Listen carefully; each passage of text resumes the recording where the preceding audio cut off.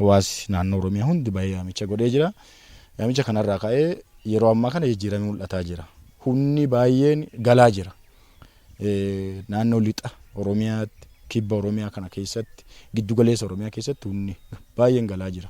Keessattuu kan nama ajaa'ibsiisu kaleessa mootummaan naannoo Oromiyaa fedha qe'ee Oromootti nageenya haa bu'u jedhurraa ka'ee Oromoon tasgabbaa'ee dinagdee isaa, qonna isaa, horsiisa isaa haa gaggeessu kan jedhurraa ka'ee mootummaan karaa adda ta'een karaa seenaa haaraa galmeessuun humna hidhatee bosona jiru waliin marii gaggeessaa tureen kaleessa milkiin guddaan argamee jira akka mootummaa naannoo Oromiyaatti. Inni kun baay'ee nu gammachiisa. Akka nama dhuunfaa tokkootti baay'ee gammada. Sababni isaa namni Oromoo nagaa akka jiraatu barbaadu kanatti namni gammanne hin jiru. Namni kanatti hin gammanne nama Oromoon akka du'u, akka Oromoon saamamu, akka Oromoon salphatu nama fedhudha. Akka Oromoo tokkootti baay'ee nama gammachiisudha. Humni gale kullee Oromoo kabajeeti gale. Haadha Oromoo, haadha Siinqee, Abbaa Gadaa, jaarsa biyyaa kabajeeti gale. Kabaji kun qaama kana kabajee galeef kabajattuu malaaf akka Oromoo tokkootti jedha. Yoomiyyuu karriti nagaa kabanamteetti hin jettee hin cufamtu jedhee dhaadannoo kan mootummaan qabachuun injifannoo kalees galmaa'eetti hin jedhe kanaafi gahee guddaa taphateetti jira.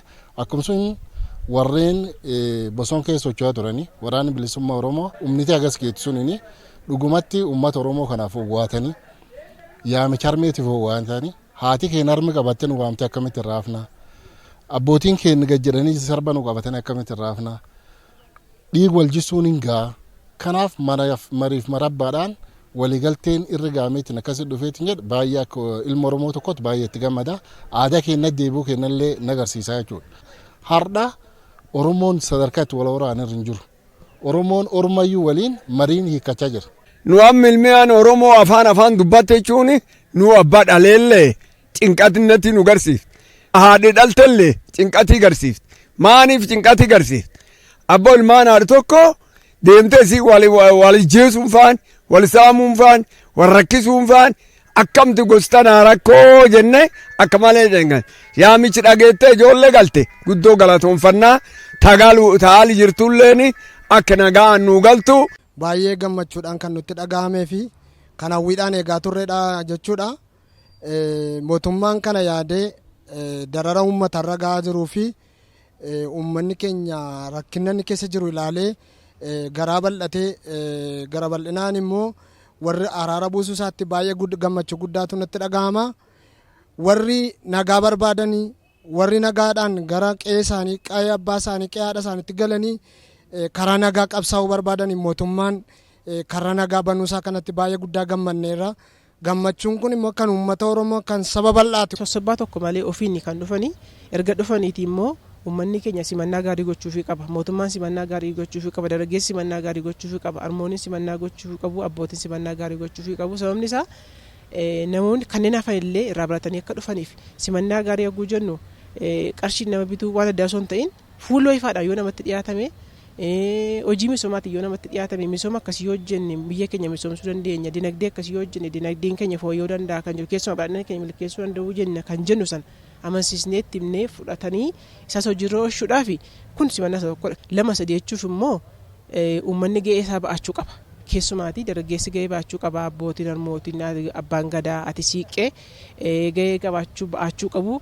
Kan biraan immoo kan hundumaa kan caalu immoo waaqayyo immoo kan milkeessuu fi namni hunduu amantii isaatti fudhates gaariidha kan jiru qabaan.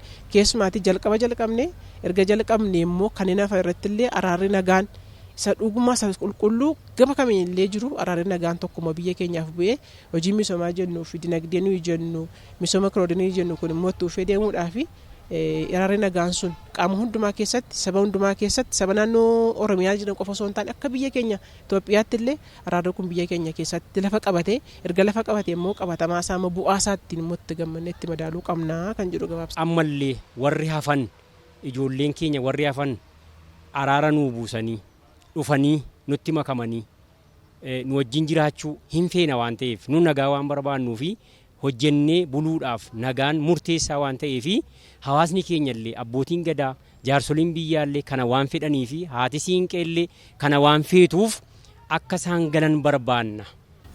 Mootummaan akka mootummaatti wanta gochuu qabu hunda godhee jara kana fedha isaanii giddu galeessa godhate keessumaa gara hojiitti akka isaan galan daangaa isaaniif taa'e keessatti hojiitti galanii akka isaan hojii hojjetanii biyya jijjiiranidha. Lammataan immoo hawaasarraa hawaasni tuttuqaa kamirraayyuu bilisa ta'uu qaba. Keessumaa gamas goranii gamanattu tun ta'in giddugaleessummaan keenya nageenya ta'ee hawaasti nagaa isaatiin bahee nagaadhaan akka galu nagaan akka inni oomishatuuf hawaasarraa kan eegamu kana yommuu ta'u qaamolee araaramanii galanirraa wanti eegamu isa kaleessaa kaleessatti dhiisnee isa boriitiif waliin jiraachuu danda'uutu nurra jirachaadha.